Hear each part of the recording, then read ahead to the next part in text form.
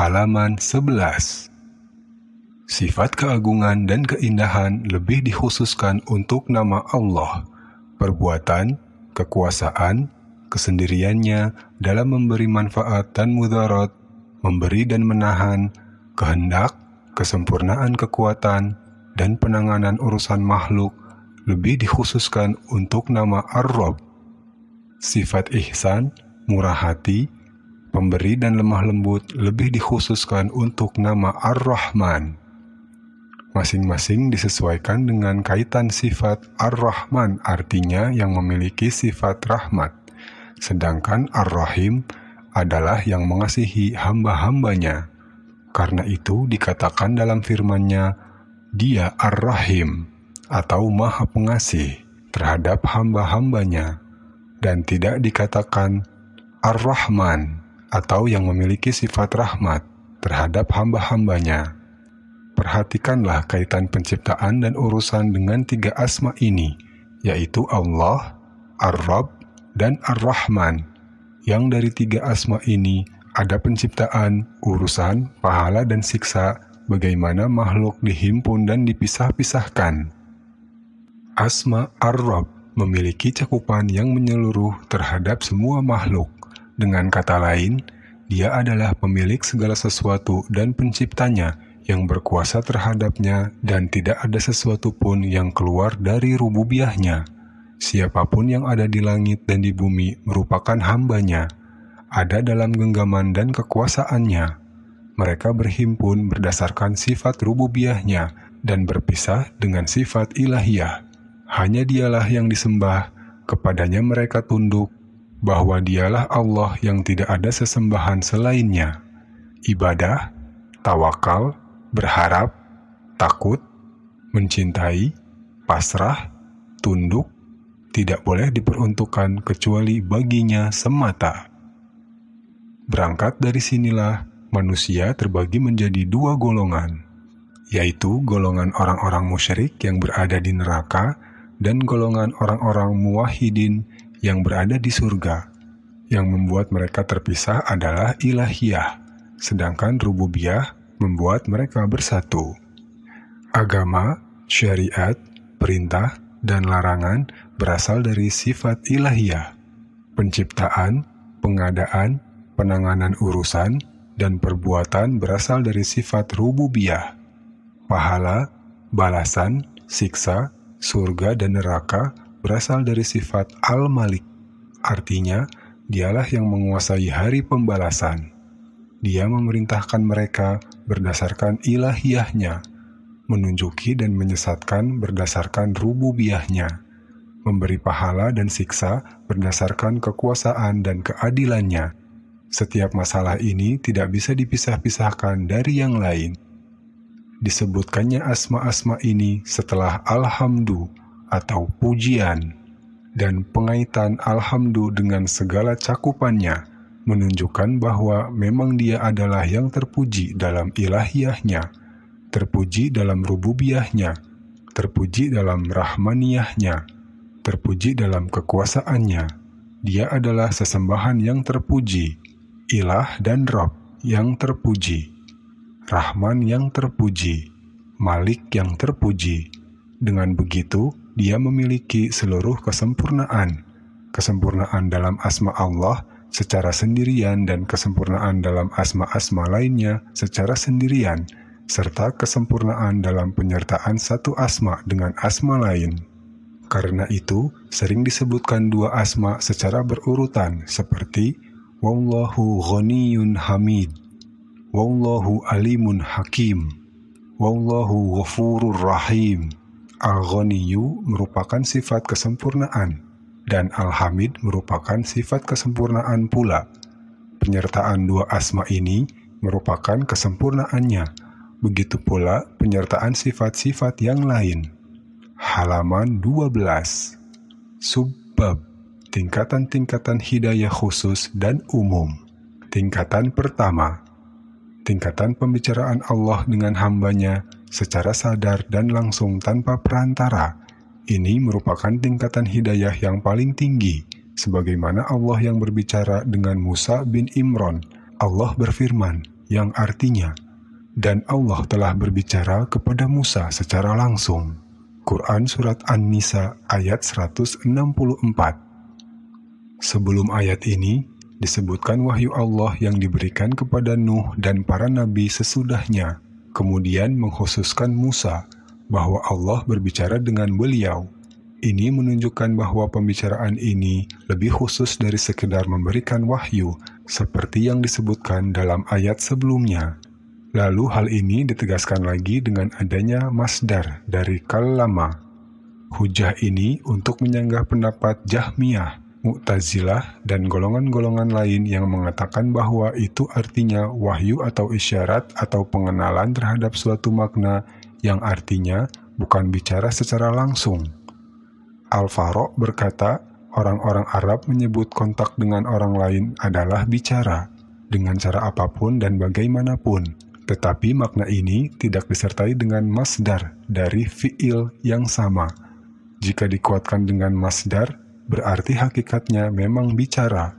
Maka apabila dikatakan, fulan arada iradatan, artinya fulan benar-benar menghendaki. Ada firman Allah yang lain tentang hal ini, yang artinya, dan tatkala Musa datang untuk munajat dengan kami, pada waktu yang telah kami tentukan dan Robnya telah berbicara langsung kepadanya. Musa berkata, Ya Rabbi, tampakkanlah diri engkau kepadaku, agar aku dapat melihat kepada engkau. Quran Surat Al-A'raf ayat 143. Pembicaraan ini berbeda dengan yang pertama saat dia mengutusnya kepada Fir'aun. Dalam pembicaraan kali ini, Musa meminta untuk dapat melihat Allah. Pembicaraan kali ini berasal dari janji Allah kepadanya, sementara pada pembicaraan yang pertama tidak didahului dengan janji. Tingkatan kedua, tingkatan wahyu yang secara khusus diberikan kepada para nabi. Allah berfirman, Sesungguhnya kami telah memberikan wahyu kepadamu sebagaimana kami telah memberikan wahyu kepada Nuh dan nabi-nabi yang kemudiannya. Quran Surat An-Nisa ayat 163. Halaman 13. Dan tidak ada bagi seorang manusia pun bahwa Allah berkata dengan dia kecuali dengan perantaraan wahyu atau dari belakang tabir. Quran Surat Asy-Syura ayat 51. Allah menjadikan wahyu dalam ayat kedua ini termasuk bagian dari bicara, sedangkan dalam ayat pertama tadi menjadi lawan bicara. Lawan bicara secara khusus artinya tanpa ada perantara, sedangkan bagian dari bicara yang bersifat umum berarti penyampaian makna dengan berbagai macam cara. Tingkatan ketiga, mengirim utusan dari jenis malaikat kepada utusan dari jenis manusia, lalu utusan malaikat ini menyampaikan wahyu dari Allah seperti yang diperintahkannya. Tiga jenis tingkatan ini dikhususkan hanya bagi para rasul dan nabi, tidak berlaku untuk selain mereka. Utusan malaikat itu bisa berwujud manusia berjenis laki-laki yang bisa dilihat dengan mata telanjang dan juga berbicara empat mata, dan ada kalanya dia menampakkan diri dalam wujud aslinya. Ada kalanya malaikat ini masuk ke dalam diri Rasul dan menyampaikan wahyu seperti yang diperintahkan, lalu dia melepaskan diri darinya. Tiga cara ini pernah dialami Nabi kita Muhammad SAW. Tingkatan keempat, dengan cara bisikan. Tingkatan ini berbeda dengan wahyu yang sifatnya khusus dan juga berbeda dengan tingkatan para siddiqin, seperti yang dialami Umar bin Al-Khattab radhiyallahu anhu. Hal ini pernah ditegaskan Nabi SAW, sesungguhnya di tengah umat-umat sebelum kalian ada orang-orang yang mendapat bisikan, sedangkan dalam umat ini adalah Umar bin Al-Khattab. Orang yang mendapat bisikan ialah orang yang mendapat bisikan firasat itu secara rahasia di dalam hatinya tentang sesuatu, kemudian dia menyatakannya. Lalu, bagaimana dengan sekian banyak orang yang dikuasai imajinasi dan hayalan, yang mengatakan, hatiku mendapat bisikan dari Allah. Memang tidak bisa disangkal bahwa hatinya mendapat bisikan itu, tapi dari mana dan dari siapa? Dari syaitan ataukah dari Allah? Jika dia mengaku berasal dari Allah, berarti dia menyandarkan bisikan itu dari seseorang yang sebenarnya dia pun tidak mengetahuinya secara pasti bahwa yang membisikkan kepadanya itu benar-benar membisikkan. Ini sama saja bohong.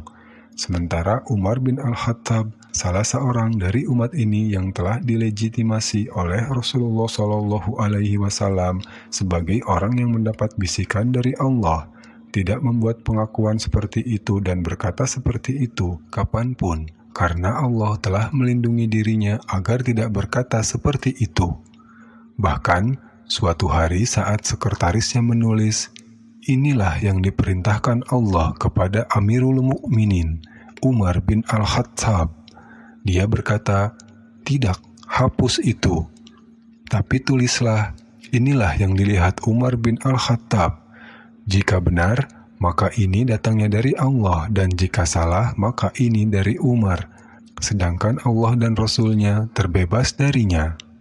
Dia juga pernah berkata ketika memutuskan perkara tentang seorang anak yang tidak jelas bapak ibunya, aku memutuskannya berdasarkan pendapatku. Jika benar, maka itu datangnya dari Allah, dan jika salah, maka itu dariku dan dari syaitan. Halaman 14. Dengan begitu, engkau bisa membedakan antara sosok Umar bin Al-Khattab dengan sekian banyak orang yang dikuasai hayalan, pembual dan permisifis yang mengatakan, hatiku mendapat bisikan, wangsit dari Allah. Perhatikan dan bandingkan antara keduanya. Kemudian berikan hak kepada masing-masing secara proporsional. Jangan samakan pembual dengan orang yang tulus. Tingkatan kelima, dengan cara pemahaman. Allah berfirman, yang artinya, dan ingatlah kisah Daud dan Sulaiman di waktu keduanya memberikan keputusan mengenai tanaman, karena tanaman itu dirusak oleh kambing-kambing kepunyaan kaumnya. Dan adalah kami menyaksikan keputusan yang diberikan oleh mereka itu, maka kami telah memberikan pengertian kepada Sulaiman tentang hukum yang lebih tepat dan ilmu. Quran Surat Al-Anbiya ayat 78-79. Allah menyebutkan dua nabi yang mulia ini, memuji keduanya dengan ilmu dan hukum, menghususkan Sulaiman dengan pemahaman dalam peristiwa ini. Ali bin Abu Thalib pernah ditanya seseorang, apakah Rasulullah Shallallahu Alaihi Wasallam pernah menghususkan kalian para sahabat dengan sesuatu tanpa yang lain? Ali menjawab, tidak pernah, kecuali hanya pemahaman tentang kitabnya seperti yang diberikan Allah kepada seorang hamba. Pemahaman ini datangnya dari Allah dan Rasul-Nya yang merupakan inti kebenaran. Ada perbedaan di antara orang-orang yang berilmu sehubungan dengan pemahaman ini, sampai-sampai ada satu orang yang disamakan dengan 1000 orang. Perhatikan pemahaman yang dimiliki Ibnu Abbas saat dia ditanya Umar dalam pertemuan yang dihadiri para sahabat yang pernah ikut perang Badar dan juga lain-lainnya tentang makna surat An-Nasr. Menurut Ibnu Abbas, surat ini merupakan pengabaran tentang kedekatan ajal beliau. Ternyata jalan pikiran Ibnu Abbas ini cocok dengan jalan pikiran Umar sendiri. Hanya mereka berdua yang memahami seperti ini, sekalipun Ibnu Abbas adalah orang yang paling muda di antara para sahabat yang ada pada waktu itu. Dari sisi mana surat ini bisa dipahami sebagai pengabaran tentang ajal beliau yang sudah dekat, kalau bukan karena pemahaman yang sifatnya khusus? Halaman 15. Tingkatan ke-6. Penjelasan secara umum. Artinya, penjelasan tentang kebenaran dan kemampuan untuk membedakannya dari yang batil, berdasarkan dalil, bukti, dan saksi-saksi penguat, sehingga lalu berubah seperti sebuah kenyataan di dalam hati, seperti sebuah kenyataan yang tampak jelas di depan mata kepala. Tingkatan ini merupakan hujah Allah atas makhluknya. Dia tidak mengazab kecuali setelah orang tersebut mendapatkan kejelasan ini, firman-Nya yang artinya, dan Allah sekali-kali tidak akan menyesatkan suatu kaum sesudah Allah memberi petunjuk kepada mereka hingga dijelaskannya kepada mereka apa yang harus dijauhi. Quran Surat At-Taubah ayat 115. Kesesatan ini merupakan hukuman bagi mereka yang datangnya dari Allah karena Dia telah menjelaskan kepada mereka, namun mereka tidak mau menerima dan tidak mengamalkannya. Maka Allah menghukum mereka dengan cara menyesatkannya dari petunjuk. Jadi, Allah sama sekali tidak menyesatkan seseorang kecuali setelah ada penjelasan ini. Jika engkau sudah memahami hal ini, tentu engkau bisa memahami rahasia takdir, sehingga engkau tidak terasuki sekian banyak keraguan-raguan dan syubhat tentang masalah ini. Penjelasan ini ada dua macam. Penjelasan dengan ayat-ayat yang bisa didengar, dan penjelasan dengan ayat-ayat atau tanda-tanda kekuasaan yang bisa dilihat mata. Keduanya merupakan bukti dan penjelasan tentang keesaan Allah dan kesempurnaan sifat-sifatnya.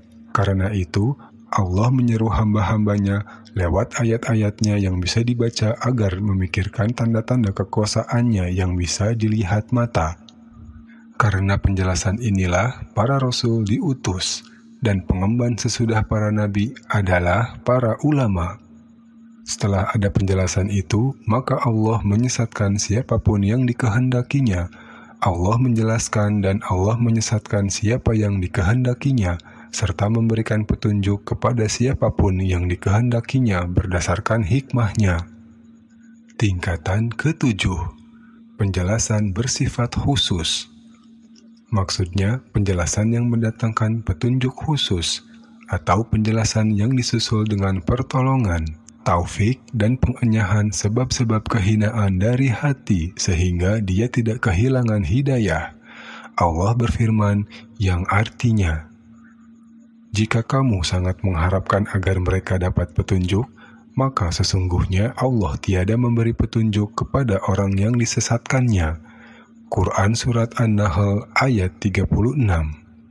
Sesungguhnya kami tidak akan dapat memberi petunjuk kepada orang yang kamu kasihi, tetapi Allah memberi petunjuk kepada orang-orang yang dikehendakinya. Quran Surat Al-Qasas ayat 56. Tingkatan ke-8, lewat pendengaran.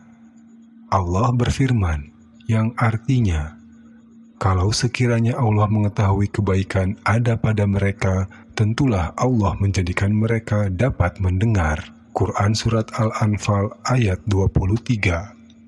Memperdengarkan di sini lebih khusus daripada memperdengarkan hujah dan tablik. Sebab yang demikian itu berangkat dari diri mereka sendiri dan karenanya Allah menegakkan hujah atas mereka. Yang demikian itu berarti memperdengarkan telinga, sedangkan yang ini memperdengarkan hati.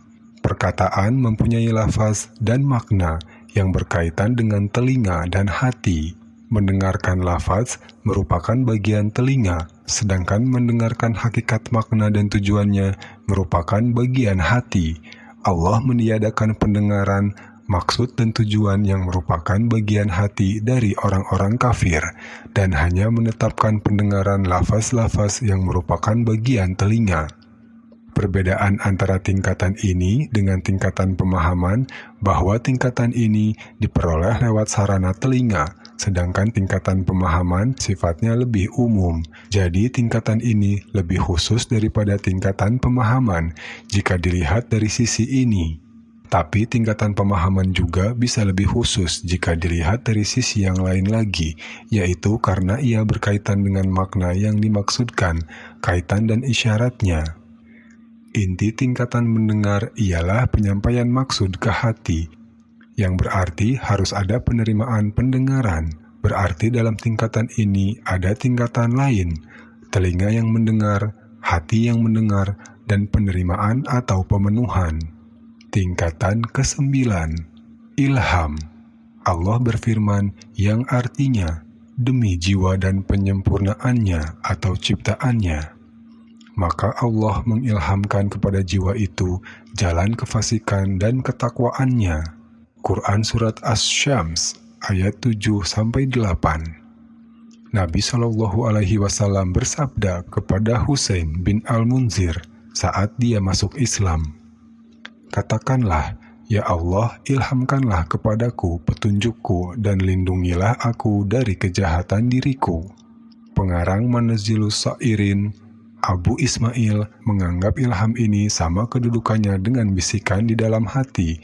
Jadi, ilham lebih tinggi daripada firasat, sebab boleh jadi firasat itu jarang-jarang terjadi atau bersifat insidental, dan pelakunya tidak bisa menentukan kapan waktunya atau bahkan ia bisa mengecohnya. Sementara kedudukan ilham sudah jelas. Halaman 16. Saya katakan, bisikan di dalam hati lebih khusus daripada ilham. Ilham bersifat umum bagi orang-orang mukmin, tergantung pada iman mereka. Setiap orang mukmin mendapat ilham petunjuk dari Allah yang menghasilkan keimanan kepadanya, sedangkan bisikan dalam hati hanya dikhususkan bagi orang-orang yang memang mendapatkannya, seperti Umar bin Al-Khattab. Jadi bisikan hati ini merupakan ilham khusus, atau bisa dikatakan wahyu yang diberikan kepada selain para nabi, baik mukallaf atau bukan mukallaf. Wahyu yang diberikan kepada mukallaf seperti firman Allah yang artinya, "Dan kami ilhamkan kepada ibu Musa, susuilah dia." Quran Surat Al-Qasas ayat 7. Dan wahyu yang diberikan kepada yang bukan mukallaf yang artinya, "Dan Robmu mewahyukan kepada lebah, buatlah sarang-sarang di bukit-bukit, di pohon-pohon kayu, dan di tempat-tempat yang dibikin manusia." Quran Surat An-Nahl ayat 68. Jika ilham ini dianggap lebih tinggi daripada kedudukan firasat, maka justru bisa melemahkan anggapan itu sendiri, sebab seperti yang sudah dikatakan di atas, firasat itu jarang-jarang terjadinya, sementara sesuatu yang jarang-jarang terjadi tidak mempunyai hukum. Jelasnya tentang masalah ini, masing-masing dari firasat dan ilham dibagi menjadi umum dan khusus. Yang khusus pada masing-masing lebih tinggi dari yang umum pada selainnya. Tapi perbedaan yang jelas di antara keduanya, firasat lebih berkaitan dengan satu jenis tindakan atau perbuatan, sedangkan ilham murni pemberian. Tingkatan ke-10, mimpi yang benar, yang merupakan satu bagian dari nubuah, seperti yang dikabarkan Nabi Shallallahu Alaihi Wasallam. Beliau bersabda, "Mimpi yang benar itu merupakan satu bagian dari 46 bagian dari nubuah." Tapi dalam riwayat lain yang sahih, disebutkan merupakan satu bagian dari 70 bagian dari nubuah. Yang pasti, mimpi merupakan permulaan wahyu. Kebenarannya tergantung kepada orang yang bermimpi, dan mimpi yang paling benar ialah mimpinya orang yang perkataannya paling benar dan jujur. Jika kiamat sudah dekat, maka hampir tidak ada mimpi yang meleset, karena jaraknya yang jauh dari masa nubuah. Sementara pada masa nubuah tidak membutuhkan mimpi-mimpi yang benar ini, karena sudah ada kekuatan cahaya nubuah. Halaman 18. Kebalikan dari mimpi yang benar ini adalah karomah yang muncul setelah masa sahabat, namun tidak muncul pada masa dekatnya hari kiamat. Hal ini disebabkan kuat dan lemahnya iman. Begitulah yang ditegaskan Al-Imam Ahmad. Ubadah bin As-Samit berkata, "Mimpi orang mukmin merupakan perkataan yang disampaikan Allah kepada hambanya ketika dia tidur. Mimpi itu layaknya suatu pengungkapan, di antaranya ada yang berasal dari Allah, ada yang berasal dari kejiwaan, dan ada yang berasal dari syaitan, sebagaimana sabda Rasulullah Shallallahu Alaihi Wasallam. Mimpi itu ada 3 macam, mimpi dari Allah, mimpi sedih dari syaitan, dan mimpi yang terbawa bisikan seseorang ke dalam hatinya saat terjaga, lalu dia memimpikannya saat tidur. Mimpi yang menjadi sebab hidayah adalah mimpi yang secara khusus datangnya dari Allah, sementara mimpi para nabi sama dengan wahyu, karena mimpi mereka terlindung dari syaitan. Begitulah kesepakatan umat. Karena itu Al-Khalil Ibrahim hendak menyembelih putranya, sekalipun itu bermula dari perintah dalam mimpi yang beliau alami. Sedangkan mimpi selain para nabi bisa dilaksanakan seperti halnya wahyu yang jelas jika memang tepat. Jika tidak, maka tidak perlu diamalkan. Lalu apa komentar kalian tentang mimpi yang benar? Jika mimpi itu mimpi yang benar, maka ia tidak akan bertentangan dengan wahyu. Siapa yang ingin agar mimpinya benar, maka hendaklah dia terus-menerus menjaga kejujurannya, memakan yang halal, menjaga perintah dan larangan, tidur dalam keadaan suci, menghadap ke arah kiblat, menyebut asma Allah hingga matanya terlelap. Jika dia berbuat seperti ini, hampir pasti mimpinya bukan mimpi yang dusta. Mimpi yang paling benar adalah mimpi pada waktu sahur, karena itulah waktu turunnya wahyu, rahmat, ampunan, dan saat setan menyingkir jauh. Sebaliknya, mimpi pada permulaan malam adalah mimpi yang banyak ditebari setan dan ruh-ruh setan. Subbab, kemujaraban Al-Fatihah yang mengandung kesembuhan bagi hati dan kesembuhan bagi badan. Kandungan Al-Fatihah yang mampu menyembuhkan hati merupakan kandungannya yang paling komplit. Sumber penyakit hati dan deritanya ada dua macam, ilmu yang rusak dan tujuan yang rusak. Dari dua sumber ini muncul dua penyakit lain, kesesatan dan kemarahan. Kesesatan merupakan akibat dari ilmu yang rusak, sedangkan kemarahan merupakan akibat dari tujuan yang rusak. Dua jenis penyakit ini merupakan inti dari semua jenis penyakit hati. Hidayah ke jalan yang lurus menjamin kesembuhan dari penyakit kesesatan. Karena itu, memohon hidayah ini merupakan doa yang paling wajib bagi setiap hamba, yang juga diwajibkan atas dirinya setiap malam dan siang, dalam setiap salat dan saat terdesak keperluan. Halaman 19. Sedangkan penegasan iyyaka na'budu wa iyyaka nasta'in secara ilmu dan ma'rifat, amal dan kondisional menjamin kesembuhan dari penyakit hati dan tujuan yang rusak, sebab tujuan yang rusak ini berkaitan dengan sasaran dan sarana.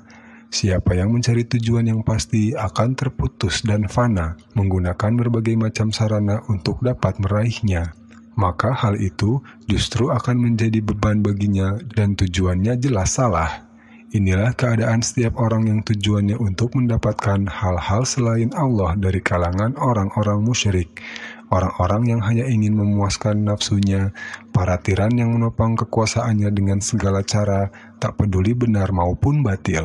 Jika ada kebenaran yang menghambat jalan kekuasaannya, maka mereka mendepaknya.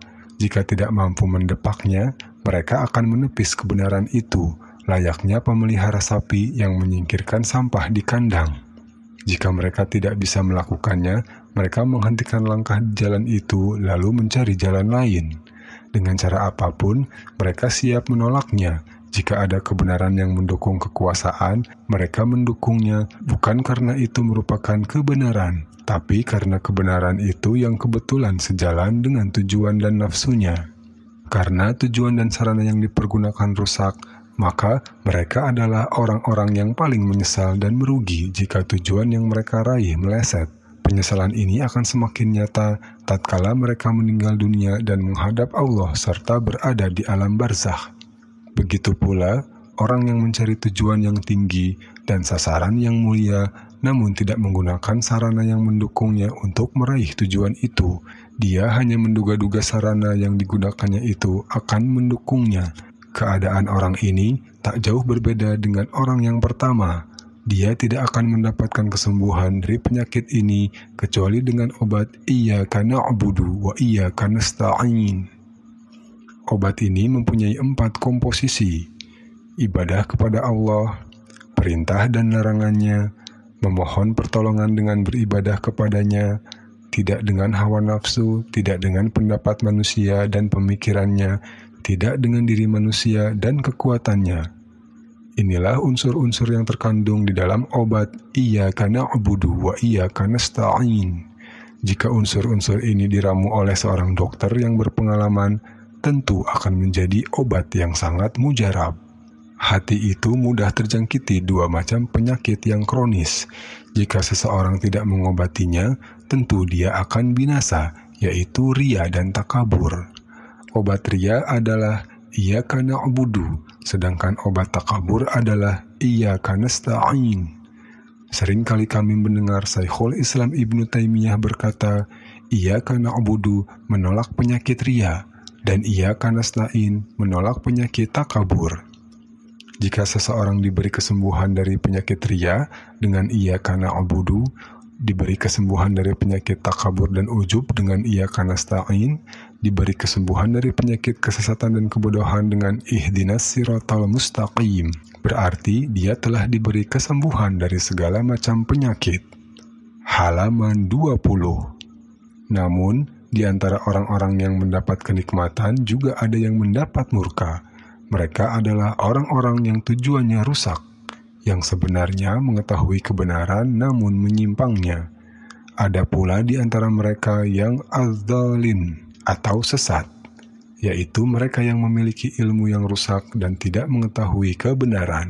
Tentang surat Al-Fatihah yang mengandung obat bagi penyakit badan, maka akan kami jelaskan seperti yang dijelaskan As-Sunnah dan dikuatkan ilmu medis serta berdasarkan pengalaman.